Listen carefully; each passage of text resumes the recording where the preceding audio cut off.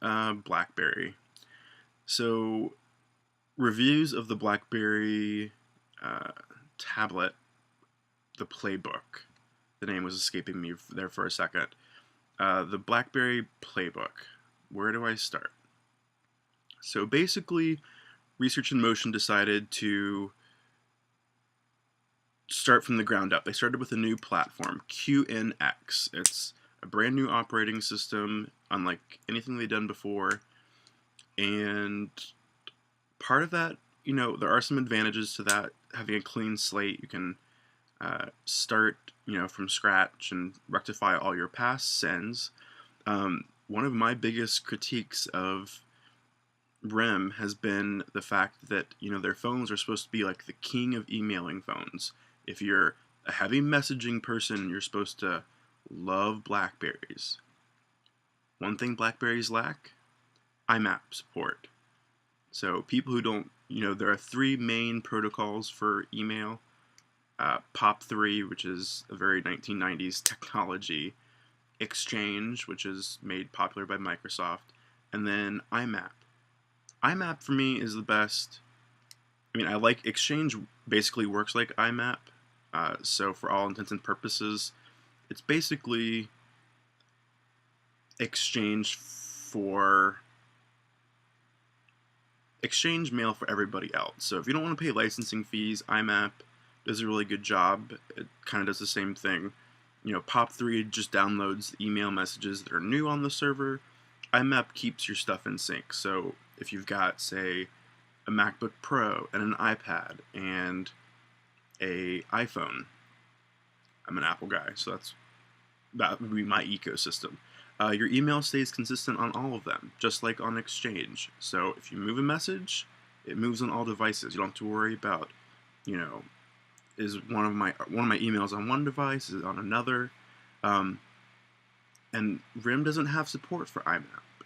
So, what you see are weird, if you have a Blackberry or you want Gmail, you have to download the Gmail app.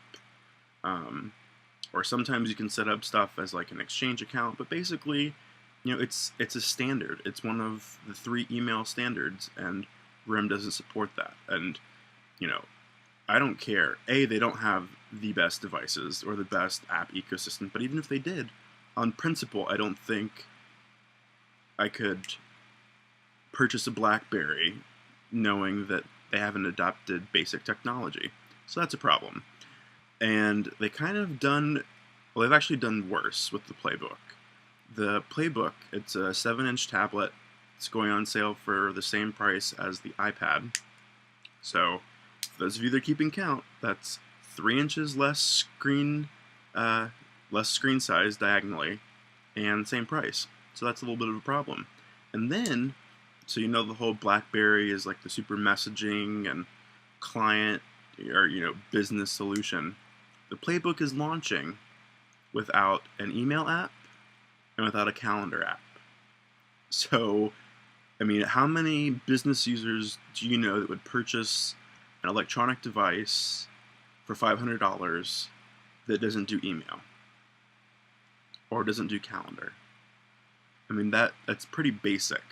I can't for the life of me understand who was in that R&D meeting with the CEO and they decided it was a good idea for a messaging-centric, enterprise-focused company to launch a device without an email app and a calendaring app. I don't know if there's LSD in the, drinks in Waterloo or what's going on, but the Canadians have gone crazy. And, I think it goes towards the real culture there at RIM that, they've got a great space, in the enterprise world that some people are addicted to BlackBerry messaging, some people love their keyboard, some people love, the security that BlackBerry has, the security policies and their reputation. But if you're, this is 2011. And I read that the CEO was in an interview and he got angry and stormed off, and I just thought, how ridiculous is that? He basically, they feel like they're being picked on It's like, yeah, you're being picked on. This is the tech world. Everything moves quickly. Um, but I think it's, to bring out a tablet a year after the iPad. I mean, you have to be able to compete. And so, the hardware is there, but the software is not. And then, of course, they added the ability to run Android apps. So basically, I don't think it has marketplace. I'm not 100% sure. I think basically what you do is developers can just submit their code directly to RIM, and they would include it in the app world. So basically, you're buying a research in motion device that runs QNX, which is a new operating system that Blackberry doesn't use on any other device, and you're going to be running Android apps because nobody's really coded for QNX. It's a disaster. It's an unmitigated disaster. I would have rather them take 2-3 months to figure out the software, get everything set up, or just run Android. I mean, it sounds awful. And Android Honeycomb, at least on the Zoom device that I tested, is still buggy. At least, there's recognition there. It's Android. And what's with the naming? QNX? I understand you purchased a company, rename it something else. I don't even care. There's WebOS, iOS, which makes sense because it's it's for iDevices, and then Android. I mean, QNX, that's not marketable. I mean, nobody's, what does that run? Oh, it runs QNX. They're like, what the fuck is that? Like, it doesn't make any sense. So, I'm not sure, RIM, if you need a new CEO or a new CTO, I can come up there. I can probably consult for a third of what you're, paying. Or even if you just need somebody for a free focus group, call me. We'll ping some, shoot some ideas back and forth.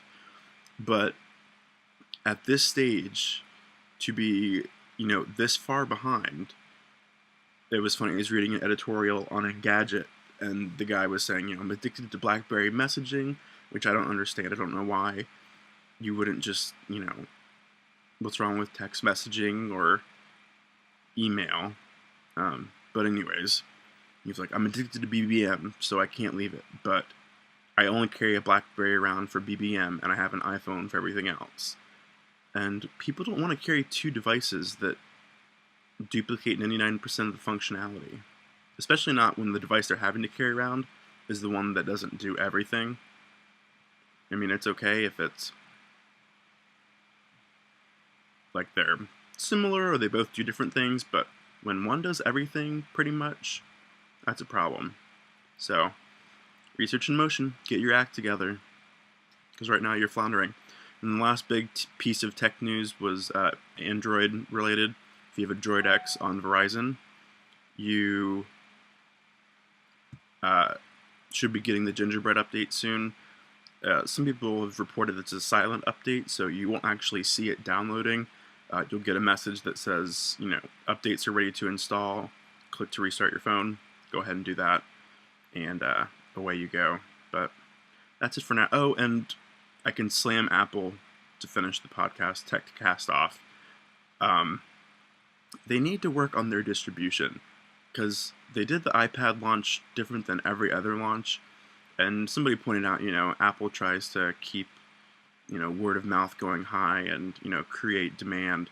But I know a bunch of people who are buying their first Apple device is an iPad 2, or, one of their first ones, and this experience has been really crappy.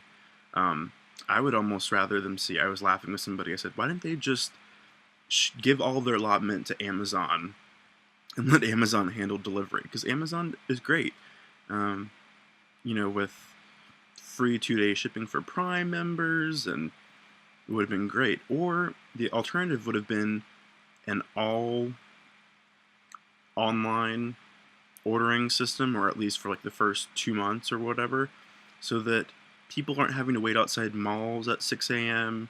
or, any of the shenanigans. It would just be, okay, for the first 60 days, we're devoting all of our inventory to online sales. Just go online, order yours, we'll send it to you as soon as we have it in stock. I think that would help. And then start distributing them through Target and Best Buy and Walmart and Costco and Sam's Club. But to have, this big of a launch when you don't have a whole lot of stock, it's not creating anticipation or driving brand recognition. It's just pissing off your customers. So, anyways, that's it for now. Talk to you kids later.